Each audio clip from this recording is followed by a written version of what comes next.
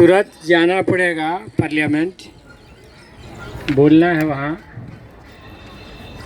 आज हम तो उम्मीद कर रहे थे कि आज अमेरिका ने आज से टैरिफ उनका चालू हो रहा है। स्पीकर को लिख करके भी हमने दिया था कि इससे जो कृषि क्षेत्र पर असर पड़ेगा, जो करोड़ों किसान तबाह होंगे, मक्का के किसान, कपास उत्पादक किसान, अन्य किसान, इस पर चर्चा के लिए पार्लियामेंट में विमर्श के लिए समय तय किया जाए। लेकिन आज डिबेट चल रहा है वक्फ बिल पर, और पक्ष और विपक्ष दोनों तरफ से उपस्थिति थोड़ा ज़्यादा है, चूँकि बहुत गहमा-गहमी है इस सवाल पर। इंडिया गठबंधन ने लगभग पूरे तौर से इसका विरोध करने का निर्णय लिया है और भाजपा इस पर आमादा है कि वो इसको पारित करें। हमने जब फॉरेनर्स बिल आया था, इमिग्रेशन और फॉरेनर्स बिल, तो उस बिल पर बहस में भाग लेते हुए हमने ये सवाल उठाया था अमेरिकन हस्तक्षेप का, और ये आशा की थी कि यह सरकार क्या अमेरिका के इस वर्चस्व के खिलाफ लड़ेगी। तो वो कहते हैं ना कि डीएनए बदलता नहीं है। वो आज़ादी की लड़ाई में भी कुछ लोग लड़ाई में शामिल नहीं थे। उस समय भी वो दंगा खोजते रहते थे कि किस गांव में हिंदू मुस्लिम दंगा होगा, उसमें बढ़ाने में वो लगे रहते थे।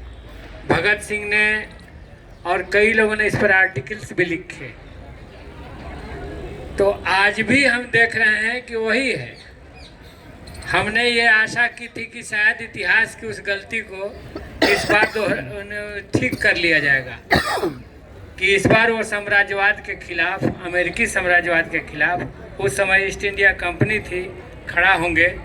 लेकिन मैंने जैसा कहा कि डीएनए नहीं बदलता है, वो एकदम समान रहता है। और आज वो साफ साफ दिख गया कि आज वो डिबेट कर रहे हैं जो देश में ऐसे मुद्दों को उठाए जिससे विभाजन समाज में पैदा हो, वैसे मुद्दों को सामने लेके आए और कंपनी को, साम्राज्यवाद को पर्दे के पीछे रखना, उस पर चर्चा नहीं हो।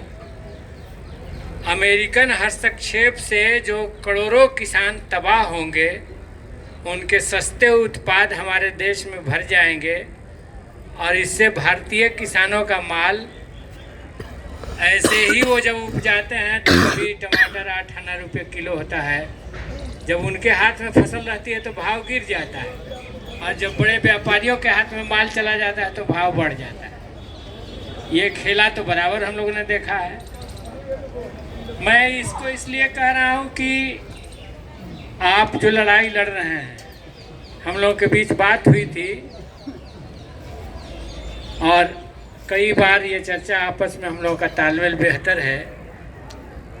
किस विषय पर सुदामा जी बोलेंगे, किस विषय पर हम बोलेंगे, ये बात हो जाती है। अभी इस सत्र में भी कई विषयों पर वो बोले, कई विषयों पर हम बोले, तो वो आपके आंदोलन के साथ हैं पार्टी की तरफ से, और पूरी पार्टी आपके साथ है इस लड़ाई में।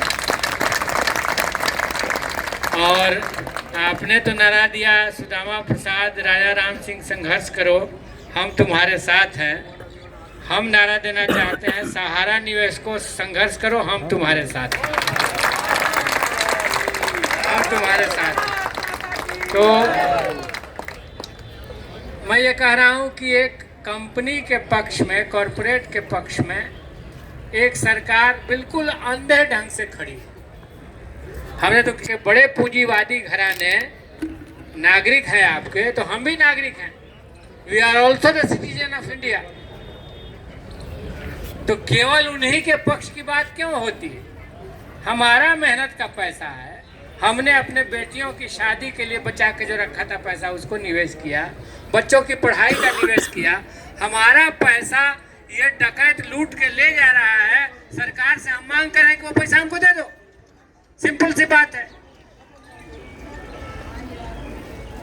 निर्मला सीतारमण, भारत की वित्त मंत्री, एलानिया तौर से, मैं उस दिन दंग था, पार्लियामेंट में बोल्डली बोल रही हैं कि 17,000 लोगों ने देश भर में से आवेदन दिया किनका बकाया है और हमने सबका भुगतान कर दिया। तो आपकी यह लड़ाई तो बेकार है, आपका कोई बकाया नहीं है, देश में तब किसी निवेशक का बकाया नहीं है। तो इतना बड़ा बड़ा ये लोग गुमराह करने वाली बात बोलते हैं, ये समझ लीजिए।